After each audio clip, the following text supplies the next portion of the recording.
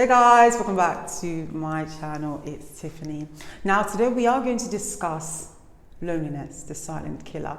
Now I know it's a bit of a doom and gloom topic, hence why I decided to wear this Christmassy like jumper so that we can at least, bring some color to the occasion. Now I don't say this very often, but if you are watching my videos and you've yet subscribed, please make sure that you do. That way you are notified when new videos come up and you can continue to get value from them.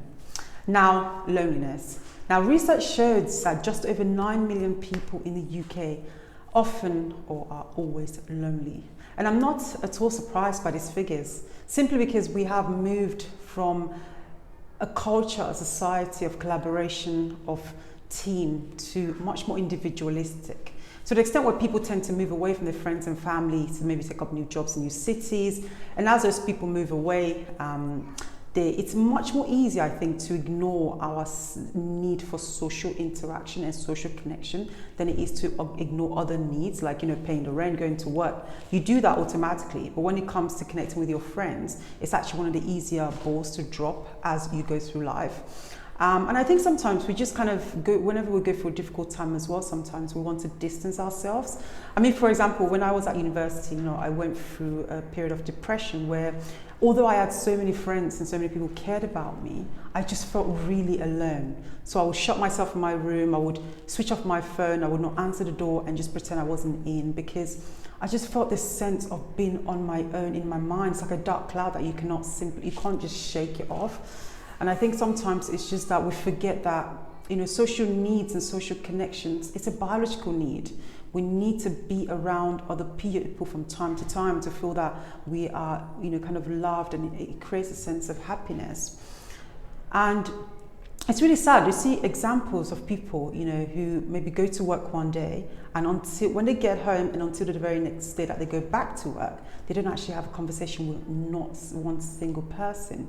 And in some cases, some older people would even go to the supermarket just so that they can have an interaction with someone else. And it's really sad, we live in a society where we have all this technology advances like telephones, instant messaging, planes that can get us places in a couple of hours, and yet we're feeling even more distant than ever, simply because we don't even know how to use these tools that should maximize our sense of connection. Social media, you have millions of thousands of friends, and yet not one person that you can actually call and speak to.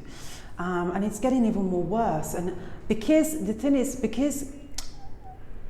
it's not as apparent as maybe other physical symptoms, like maybe cancer, or let's say diabetes even, it's easy to ignore that sense of loneliness, to feel like, oh, it's okay, I can get by, when actually it's even more dangerous than you would recognize. For example, research shows that loneliness is similar to actually smoking a pack of cigarettes a day, and it makes diseases like cancer even much more deadly. And when you really look at those facts, it makes you realize that it's actually an important topic. It's one that we really need to keep on addressing and trying to find solutions for it. So how do we actually move from a place of feeling lonely to a place where you can actually start to create much more social connections? I think it's definitely a sense of a mindset change, because I think firstly, loneliness is when you're lonely, you start to become much more distrustful of other people. You're less able to read their behaviors and their actions correctly. So when you might actually misread that someone is being mean to you, or they don't like you, and you appear even more social awkward than you actually are. Because the interesting thing is, you can have amazing social skills and still be lonely. So it's important to understand that it's like this kind of, you begin to kind of dig yourself further and further into that loneliness hole. So sometimes it's important to just assess your behavior and think, what am I doing that is further pushing other people away from me? What am I doing to avoid opportunities for connection?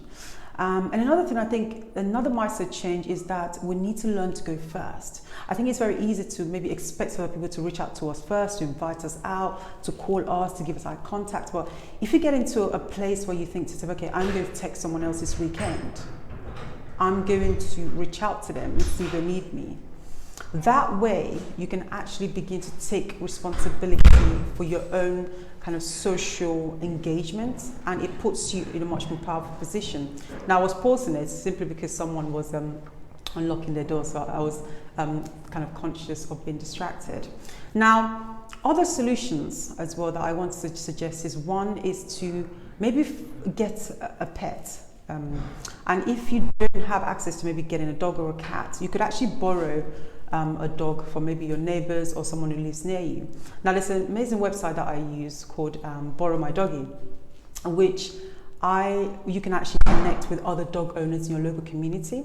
And I borrow a dog called Lucy. I think I mentioned her in the past, and have a niece. And it's that sense of, an animal's connection to other people, because whenever we go for walks, somebody's bound to stop us and ask for a name, or ask the pet or say hello, and we have a conversation. But it's like, when I'm on my own, I might as well be invincible, So I think animals do give us that sense of responsibility and a sense of connecting.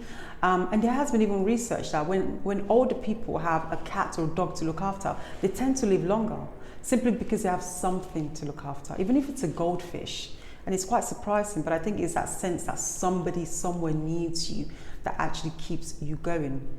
Another tip is to maybe join a meetup. Now, most cities and even smaller, bigger towns are now starting to have a meetup group. I think it's called meetup.com, where you can meet up with other people based on shared interests, like technology, it could be financial services, it could be even knitting, anything, crochet, whatever takes your fancy, right? I used to go for one for public speaking called Toastmasters.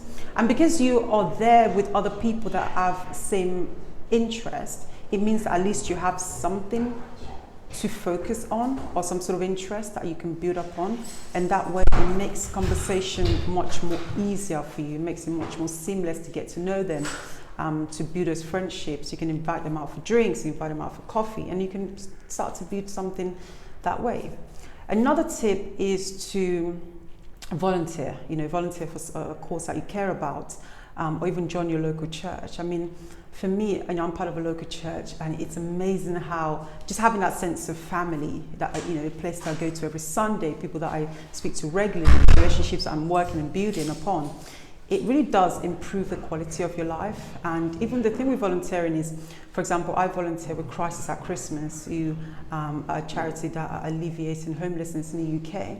And being there, it gives you a sense of meaning for life, because sometimes we think we have the biggest problems until we meet other people that are in worse situations than us. And being able to support those people helps me realize that, I have so much more to be grateful for. And, I can actually add value to someone else's life. It's not much, it's just a couple of hours, but it does make an absolute difference. Another tip I think that is much more particular to maybe your workplace is you should try to take a snack into work. I mean, this was actually suggested by my sister Daphne. Take a snack to work, take something to work, bake a cake if you can. You can even buy a cake and design it your own way and be like, yes, I made a cake. Take something to work that will kind of allow other people to connect to you. People love food, people love to connect over food, it's just how it is. So by doing that, you can talk to people at work, people will connect with you that way. You can share your food with them. You can even take something from your country that's a little bit more unique, and it starts a conversation. You can place a prop on your desk. Actually, that's another tip, maybe a photo or something that you love, put it on your table, and it gets people coming to your desk and asking what it is. It starts a conversation. I mean, if there was even, I think it was a couple of Christmases ago where my sister Daphne and I, we went to a bar, for drinks, and we took a tub of Celebrations chocolate. And even that was amazing. You'd be amazed how just, being able to share chocolate, gets people talking and getting to know each other. And yeah, I think those tips are very useful. But I think loneliness, as I mentioned, it's much more chronic than we think. And I think that's what we need to focus on, to understand that it's actually affecting us much more negatively than we realize. And when we really start to understand those impacts, then we can begin to take small actionable steps forward. Now, I hope you guys enjoyed that video. I certainly have enjoyed recording it, even though we've had some disturbances here and there. But yeah, thanks again for joining me, and I will see you on the next video. Take care.